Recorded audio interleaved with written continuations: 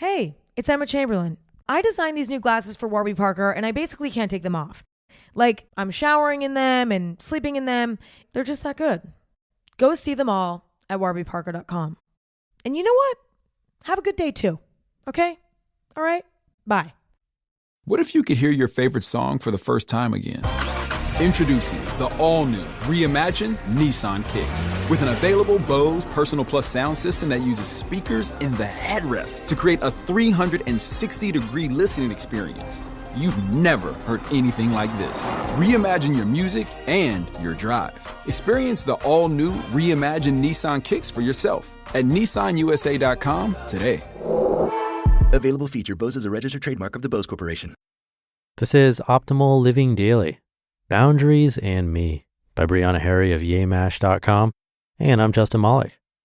Welcome back to a Sunday bonus episode where I give you a little extra content from a podcast in our network that I think will also help you live a life that's a bit more happier and meaningful. This episode is coming from Optimal Relationships Daily. So without further ado, here's Greg with another post as we optimize your life. Boundaries and Me by Briana Harry of Yemash.com. In the past year, I've learned that failing to set boundaries will result in unhappiness. For me, that unhappiness has shown up as irritability, apathy, and meanness. The concept of setting boundaries has been a bit of a buzz topic for a while now, and I've had my moments of putting them in place for myself, but way more moments of advocating for others. Now I'm in a space when I really do see how necessary it is to set boundaries. To live life the way I want to takes thought. It means I have to be slow to act. This has been the biggest challenge, and will continue to be the main layer I have to peel away to master everything I'm going for. When I'm slow to act, when I'm being thoughtful in any given situation, I'm likely to notice that a boundary is being crossed or needs to be set. When I'm on autopilot, and just going with the motions, I'm far more likely to ignore my boundaries and end up in a mood or overall space that I don't want to be in. If you've read a lot of my work, you may have seen me mention the cool girl. This cool girl is the inner persona that I created. I don't know when. She was once necessary. I needed her to keep me out of unwanted confrontation that at one point didn't feel safe. She evolved though. Over time, she made me tie a lot of my identity to being easygoing and careless. I had no preference. I was going with the flow. With love, I honor the cool girl, the ways she once made me feel safe. But now, no way. We're out of that space. My perceived safety is not guaranteed, but I'm always safe. I'm in the business now of keeping that front of mind. I don't need to be right to be safe. I don't need to agree or want what people around me want. I'm loved and cared for enough to be given the space to cater to myself, and it's time that I do that. I know I'm going to keep learning as I go, but a few spaces where I know I need to maintain my boundaries are as follows: my time/productivity, my energy, and my body. I don't treat myself well when I allow others to impose upon my productivity and routines. I'm aiming to no longer be rigid, but if I'm completely falling off of what's really important to me to give my time to someone else, that's not a good look. I'm also learning to set and maintain boundaries around my energy. I have to put limits on how much lowness I allow myself to take in from others. I know a big part of being a loved one to someone is being there for them when things don't feel good for them. I'm with that, but I have to make sure that I limit myself if the conversation is too much so in the realm of complaints with no solution, gossip, or just talking down about self or others. It doesn't make me feel good, and it doesn't make me a bad person to limit how much of it I listen to. As for my body, I'm continuously learning that it is mine. It's mine to love most and mine to take care of.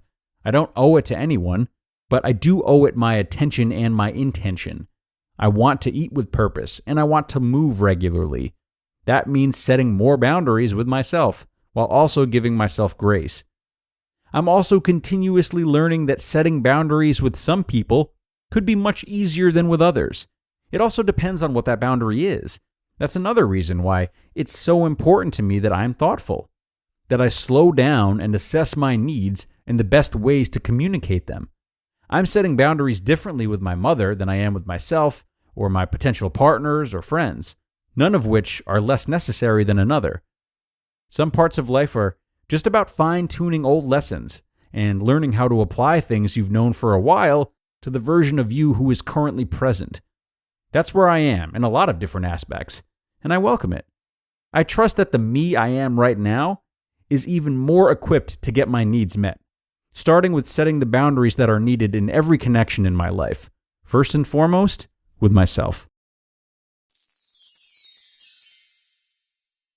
You just listened to the post titled Boundaries and Me by Briana Harry of Yemash.com. Look, I'm sure there's someone in all our circles who had to dip into their emergency savings just to cover their holiday shopping. It's like a post-holiday hangover. But that's where Chime's innovative banking features come in. Imagine no monthly fees eating away at your balance, fee-free overdraft coverage up to $200, and even getting your paycheck up to 2 days early with direct deposit. It's like having a financial safety net during the season of giving. And members can even send each other boosts to temporarily increase spot me limits. It's like having friends in your financial corner.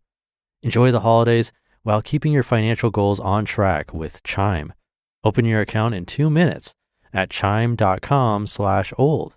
That's chime.com/OLD. Chime feels like progress. Banking services and debit card provided by the Bancorp Bank N.A. or Stride Bank N.A. Members FDIC. Spot me eligibility requirements and overdraft limits apply. Direct deposit timing depends on submission of payment file. Boosts are available to eligible Chime members enrolled in Spot Me and are subject to monthly limits. Fees apply at out-of-network ATMs and for OTC withdrawals. Hey, it's Austin James. Yes, I'm living with diabetes, but it doesn't have to define me. Thanks to the Freestyle Libre 3 Plus sensor, I get real-time glucose readings throughout the day. The Freestyle Libre 3 Plus sensor is small and easy to wear, giving me the freedom to focus on my life as a parent and a musician. Now this is progress. You can get a free sensor at freestylelibre.us. Offer available for people who qualify. Visit myfreestyle.us to see all terms and conditions. Certain exclusions apply. Data on file. Abbott Diabetes Care. Per prescription only. Safety info found at freestylelibre.us. And many thanks to Briana for this one. Great to hear from her again after a little while. Now, one thing that really interested me in this article was the cool girl persona that she mentioned. Now, I feel as though this could be taken a lot of different ways and that many of us have tried this persona on for size in one way or another, if not all of us. Some might even liken it to a Buddhist approach of living in which you're, free to be accepting of everything, taking things in stride and staying present. Surely this is a goal for many and it comes with a host of benefits, but there can be an inherent risk in relying on this persona in every scenario over an extended period of time. And that would be the loss of one's innate desires and hunger to pursue certain things or even allow ourselves to have combative thoughts. For me, I feel it's really important to walk that line carefully and let this type of approach be a good tool for remaining calm and maybe rewiring anxiety-inducing responses. But what you don't often hear about is that struggle of those who are kind of in the recovery phase of this approach, in which the thrill of pursuing things and the aliveness of having strong opinions or urges has left them. A lot of life's thrill comes from those kind of messy, illogical, emotionally arousing pursuits. And ultimately, we don't want to shut them off completely. Some food for thought, everyone, as we wrap up.